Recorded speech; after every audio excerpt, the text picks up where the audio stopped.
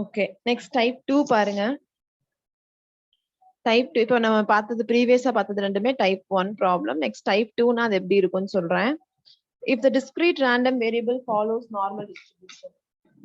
Discrete random variable வந்து follows normal distribution அப்படின்னா நம்ம செகண்ட் டைப். ஓகேவா? discrete random நம்ம எடுத்துக்கிட்ட அந்த random variable இருக்கு பாத்தீங்களா, x1 x2 எக்ஸெட்ரா, அது எல்லாமே டிஸ்கிரீட்டா இருக்கு அப்படின்னா அந்த discrete random variable follows normal distribution அப்படின்னா அப்ப நம்ம probability of x bar கண்டுபிடிக்கிறோம்னா we can that is second type, and the formula for the second type z value by using CLT is x bar minus mu by sigma. Previous the type 1 ல வந்து z equal to x bar minus mu by sigma by root n பா. type 2 ல z value வந்து என்னன்னா x bar minus mu by sigma. ஓகேவா? Okay, இப்போ next இதுல என்ன அப்படின்னா நார்மல் டிஸ்ட்ரிபியூஷன் அப்படின்றது கண்டினியூஸ். டிஸ்கிரீட் வந்து கண்டினியூஸை ஃபாலோ பண்ணும் அப்படின்னா அதுக்கு வந்து சில ஆல்ட்ரேஷன் தேவைப்படும். அதான் அந்த நோட்ல கொடுத்துருக்கேன். ஹவு த டிஸ்கிரீட் இஸ் வந்து கண்டினியூஸா கன்வெர்ட் ஆகுறதுக்கு நம்ம என்ன ஆல்ட்ரேஷன் அப்படின்னு பாத்தீங்கன்னா we have to add 0.5 to the upper bound. Appar பவுண்ட்னா என்ன அர்த்தம் அப்படின்னா less than or equal to மேத்தமெட்டிக்கலா. சரியாப்பா? உங்களுக்கே தெரியும் அப்பர் பவுண்ட்னா அட்மோஸ்ட். சரியா? அதான் அப்பர் பவுண்ட், அதுக்கு மேல கிடையாது at most. So less than or equal to. அதே மாதிரி அதாவது அந்த வேல்யூ வந்து நம்ம 0.5 ஆட் பண்ணணும். அண்ட் லோயர் பவுண்ட் வேல்யூ என்ன பண்ணணும், greater than or equal to at least. Lower பவுண்ட்னா அட்லீஸ்ட் ஞாபகம் வச்சுக்கோங்க, which means greater than or equal to உங்களுக்கு தெரியும் மேத்தமெட்டிக்கலா. ஸோ அந்த வேல்யூ என்ன பண்ணணும்னா 0.5 சப்ட்ராக்ட் பண்ணணும். அப்படி பண்ணிட்டீங்கன்னா டிஸ்கிரீட் வந்து எப்படி மாறிடும்னா கண்டினியூஸா மாறிடும். ஸோ அப்பர் பவுண்டை வந்து 0.5 ஆட் பண்ணணும் அண்ட் லோயர் பவுண்டை வந்து 0.5 சப்ட்ராக்ட் பண்ணணும். இது ரெண்டும் பண்ணிட்டோம்னா டிஸ்கிரீட் நமக்கு எப்படி மாறிடும்பா, கண்டினியூஸா மாறிடும். ஓகே, இப்ப ப்ராப்ளம் பாருங்க. a coin is tossed 10 times. Coin problem அப்படின்னாலே உங்களுக்கு நேச்சுரலா தெரிஞ்சிடும் it is a discrete type problem அப்படின்னு சொல்லிட்டு. அப்படிதானப்பா? a coin is tossed 10 times. 10 timesனா அப்ப என்னது, நமக்கு from the first line itself நமக்கு 3 given things வந்துரும். என்ன காயின்னா டாஸ் பயாஸ் காயினை டாஸ் பண்றாங்க, which means a success or failure. It denotes for binomial distribution which is a discrete distribution. So discrete type problem. So 10 times அப்படின்னும் போது small என் வந்து 10. இது வந்து காயின் அப்படின்னாலே இது பைனாமியல் அப்படின்னாலே PQ வேல்யூ நம்ம நேச்சுரலா எழுதிடலாம். P வந்து 1/2, Q வந்து 1/2. Success and P denotes the probability of success and Q denotes the probability of failure. So P value, Q value and small N value இந்த ஃபர்ஸ்ட் சிங்கிள் லைன்ல இருந்தே நம்ம எழுதிடலாம் given things. நெக்ஸ்ட் பாருங்கப்பா, what is the probability of getting 3 or 4 or 5 hits?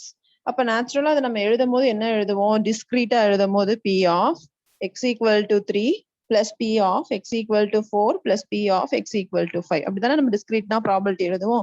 ஆனா இது வந்து நம்ம எப்படி பண்ணணும் அப்படின்னா, since we are using central limit theorem, this discrete வந்து நம்ம நார்மலா வந்து கண்டினியூஸா மாத்தணும் அப்படின்னா இந்த ப்ராபபிலிட்டி எப்படி நீங்க சேஞ்ச் பண்ணணும்னா P of x lies between 3 to 5. 3 less than or equal to x less than or equal to 5 எழுதணும்.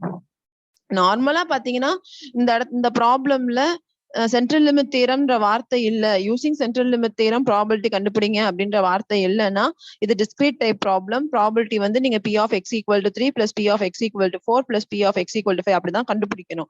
ஆனா நீங்க சென்ட்ரல் லிமிட் தியரம் யூஸ் பண்ணி தான் அந்த ப்ராப்ளம் செய்யணும்னு கொடுத்துட்டாங்க கொஸ்டின்ல அப்படின்னா நம்ம வேற வழியே இல்லை. இந்த டிஸ்கிரீட் எப்படிதான் மாத்தி ஆகணும், கண்டினியூஸா மாத்தணும். So to transform the discrete to continuous நான் என்னன்னு சொல்லி கொடுத்தேன், அப்ப இன்டர்வலா மாத்தணும். இத ஓகேவா, தனித்தனியா இருக்கிறத இன்டர்வலா மாத்தணும். அதான் கண்டினியூஸா மாத்துறது. இன்டர்வலா மாத்தணும்னா எப்படி மாத்துவீங்க, P of x bar lies between 3 to 5 மாத்துவீங்க. அப்படிதானே மாத்தணும் இன்டர்வலா மாத்தணும்னா.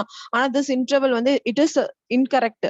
இதை எப்படி நம்ம இன்னும் கரெக்டா எக்ஸாக்டா மாத்தணும், கண்டினியூஸா மாத்தணும் அப்படின்னா திஸ் லோயர் பவுண்ட் வேல்யூனா நமக்கு என்னன்னா x bar வச்சுக்கோங்க. எக்ஸ் பாரோட அப்பர் பவுண்ட் அப்படின்னா இந்த less than or equal to value.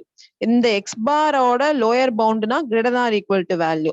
அப்ப இந்த எக்ஸ் பாரோட லோயர் பவுண்ட் வேல்யூ அப்படின்னா 3. இந்த எக்ஸ் பாரோட அப்பர் பவுண்ட் வேல்யூனா 5. நீங்க லோயர் பவுண்ட வந்து சப்ட்ராக்ட் பண்ணணும், அப்பர் பவுண்ட வந்து ஆட் பண்ணணும். எதால, 0.5 அப்ப லோயர் பவுண்ட் அப்ப to approximate this discrete to continuous. இது வந்து கரெக்டானது கிடையாது. இதை கொஞ்சம் அப்ராக்சிமேட்டா பண்ணணும் அப்படின்னா this lower bound is subtracted by 0.5.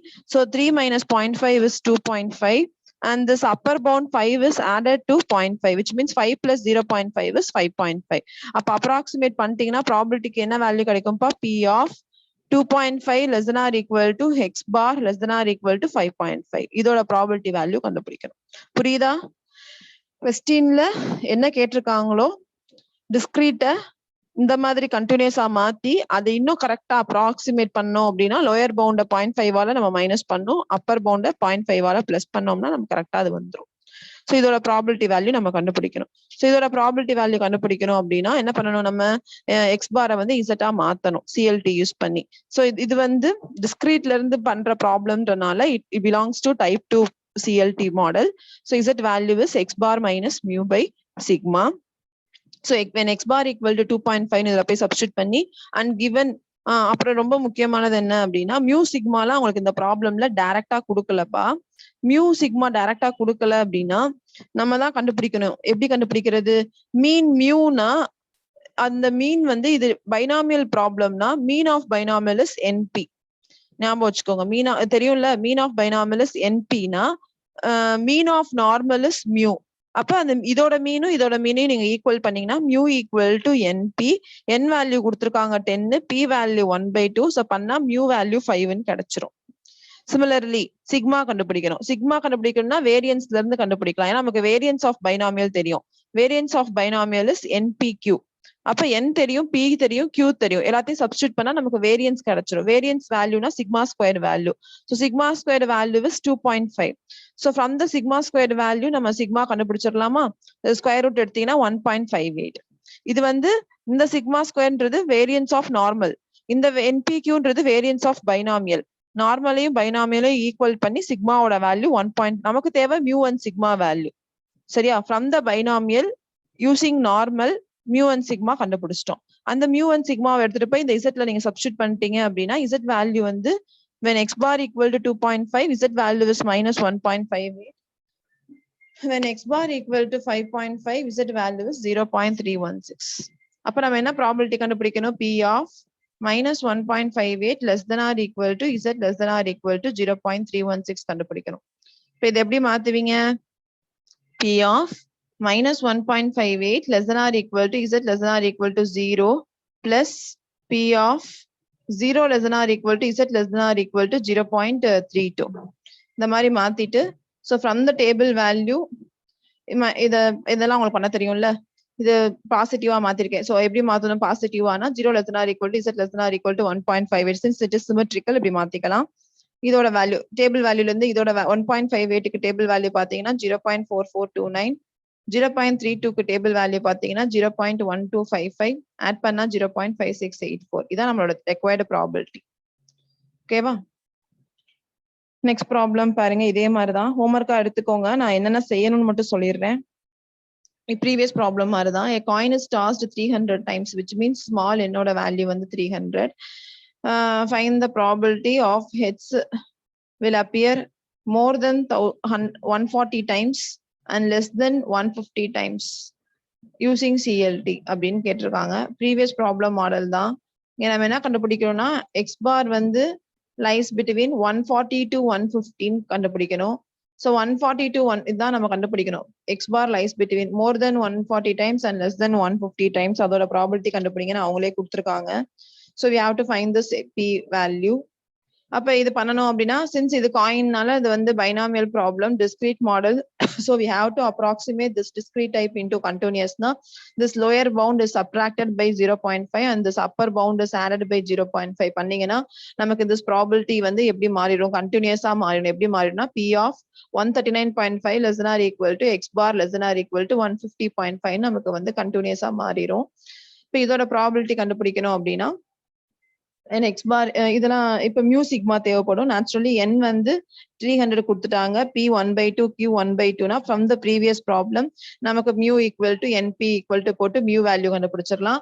Sigma square equal to NPQன்னு போட்டு சிக்மாவோட வேல்யூ கண்டுபிடிச்சிடலாம். ஒன்ஸ் மியூ அண்ட் சிக்மா தெரிஞ்சிருச்சுன்னா நம்ம இசட்டோட வேல்யூ டைப் 2னா X bar minus mu by sigma போட்டு இசட்டோட வேல்யூ கண்டுபிடிச்சு and from the table value 1.21க்கு என்ன வேல்யூ, 0.06க்கு என்ன வேல்யூன்னு பார்த்து ப்ராபபிலிட்டி வேல்யூ கண்டுபிடிச்சிடலாம். அவ்வளவுதான் டைப் 2 மாடல். டவுட் இருந்தா கேளுங்க. இந்த ப்ராப்ளமும் ஹோம்ஒர்க்கா செஞ்சு அனுப்பிச்சு விடுங்க. நெக்ஸ்ட் ஸ்டெப் நெக்ஸ்ட் வீடியோல ஷேர் பண்றேன்.